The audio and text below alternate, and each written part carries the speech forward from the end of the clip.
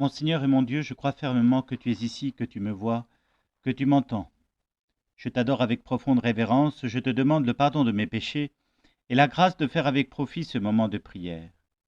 Ma Mère Immaculée, Saint Joseph, mon Père et Seigneur, mon ange gardien, intercédez pour moi. J'ai sous les yeux une céramique qui a été réparée. Elle a été rompue en 3 morceaux, c'est un carreau. Et pour rassembler ces 3 morceaux, quelqu'un a eu la bonne idée de mettre des agrafes. Je me demande quelle est la machine qui a pu mettre ces agrafes. Je pense d'ailleurs que ce n'est pas une machine, que l'on a fait les trous d'abord et qu'ensuite on a mis le métal comme une agrafe. Et de loin, l'effet visuel de la céramique est toujours le même.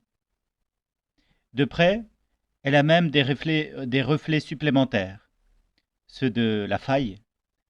Et ainsi, cette céramique qui a dû être cassée un jour, aujourd'hui, elle a un charme unique et particulier. C'est une très belle image, une très belle métaphore de nos âmes, hein, qui sont parfois fissurées, brisées parfois, cassées par le péché. Et par la bonté de Dieu, elles peuvent se réparer. Elles peuvent recevoir des agrafes qui vont les solidifier. Et avec le temps, eh bien, ce qui faisait notre honte pourrait même devenir ce qui nous permettra d'être reconnus. Ou dit autrement, ce qui nous permettra de rendre grâce, de remercier Dieu de ce qu'il a pu faire en venant parmi nous. C'est ce que Jésus a fait tout au long de sa vie. Il a rétabli chaque être humain qu'il rencontrait dans sa pleine dignité d'enfant de Dieu. Et cela, non pas en effaçant le péché ou le mal dont il était responsable, mais en le lui pardonnant. La scène de l'évangile de ce jour, elle est très touchante pour ça. Elle est extrêmement visuelle. Ça vaut la peine de s'imaginer en plein milieu de cette page d'évangile. Tant il est vrai que nous pourrions être un témoin ou un acteur de cet événement. Celui de ce malade qui ne peut pas se déplacer et que les amis vont apporter à Jésus sur son brancard. Et chose sidérante, la première chose que Jésus lui dit, alors qu'il vient de guérir bien des personnes malades qui se sont approchées de lui, la première chose qu'il dit, c'est « tes péchés sont pardonnés ». Pourquoi? Sinon pour dire, comme toute la Bible le répétera, que la source du mal sur cette terre est le péché, que c'est cela qui nous noue, que c'est cela qui apporte la maladie. Grand mystère que nous ne pouvons qu'effleurer, mais que ce jour-là, cet homme a vécu profondément. Tant il est vrai que non seulement Jésus lui dit « tes péchés sont pardonnés », mais il va lui dire, pour que tout le monde comprenne que le Fils de l'homme peut pardonner les péchés, qu'il a la même autorité que Dieu, il va lui dire « lève-toi, prends ton brancard et marche ».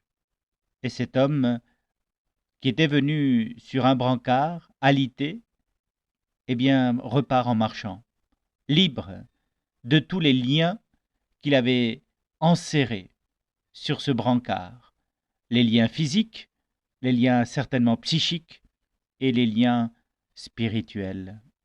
Laissons-nous saisir par la scène. Imaginons que nous faisons partie de ceux qui étaient témoins ce jour-là de ce miracle, de ce signe extraordinaire. Non seulement le paralysé marche, mais surtout le pécheur est réconcilié avec Dieu. Et nous ne mesurons la profondeur de cette affirmation que si nous mesurons les conséquences du péché chez celui qui en est la victime. Il était paralysé. Il était paralysé. Est-ce que nous mesurons ce qu'un péché peut faire? Nous paralyser. Et pour Jésus, nous voyons les conséquences. Il est crucifié, crucifié sur la croix. Il est paralysé par des bouts de fer qui le tiennent douloureusement par le bras et les jambes. Et c'est cela le péché. C'est cela les conséquences du péché. C'est cela que fait le péché. Il nous paralyse, il nous dévitalise, il nous enlève la source de vie. Qu'ils sont idiots ceux qui orgueilleusement se refusent d'aller se confesser, d'aller demander pardon à Jésus-Christ. Qu'ils sont idiots, ces orgueilleux, car si le Christ est venu, c'est pour nous donner la vie et la vie en plénitude. Il est venu nous débarrasser de la gangue de l'immobilité, de l'invalidité, de l'immobilisme. Il est venu résoudre nos problèmes de mort. Il est venu nous donner la vie.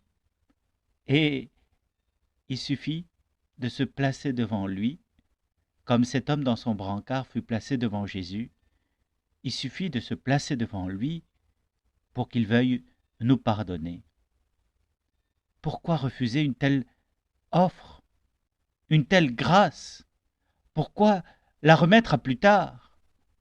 Nous devrions tout de suite nous lever et aller, nous confesser.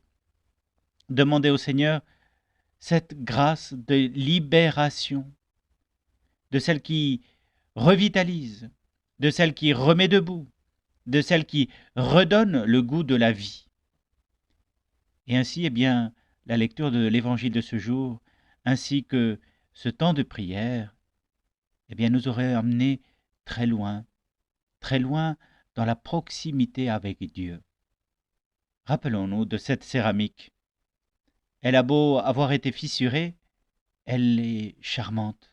Elle garde une beauté unique parce qu'elle a été réparée. Et ainsi, nous pourrions retrouver, au-delà du péché, ce charme inouï de l'enfant de Dieu qui remet sa vie entre les mains du Père et se remet à marcher, à avancer dans la vie, de nouveau délivré du poids du péché et de l'immobilité. Je me rappelle d'une petite histoire, celle d'un monsieur qui avait une cruche fissurée.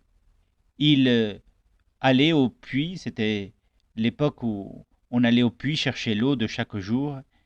Il allait au puits avec cette cruche fissurée et il ramenait son eau jusqu'à la maison tous les jours par le même chemin.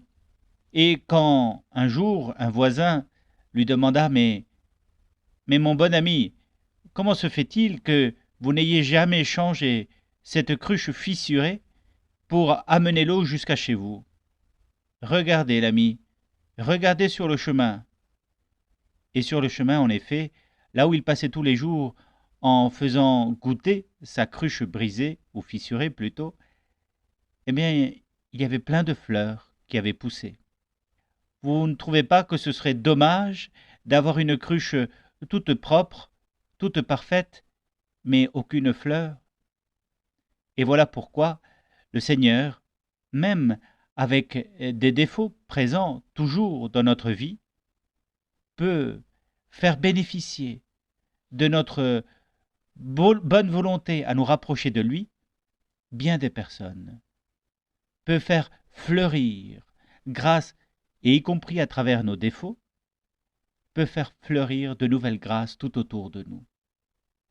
La seule chose qu'il nous revient de faire, c'est de nous rapprocher de lui pour qu'il nous puisse remplir de sa grâce, de sa vie, et que, même si nous sommes un peu fissurés, cette vie et cette grâce, nous traverserons et nous donnerons ce surcroît de vie que Dieu seul peut donner. Je te remercie, mon Seigneur, des bonnes résolutions, des actes d'amour et des inspirations que tu m'as communiquées dans cette méditation. Je te demande de m'aider à les mettre en pratique. Ma Mère Immaculée, Saint Joseph, mon Père et Seigneur, mon ange gardien, intercédez pour moi.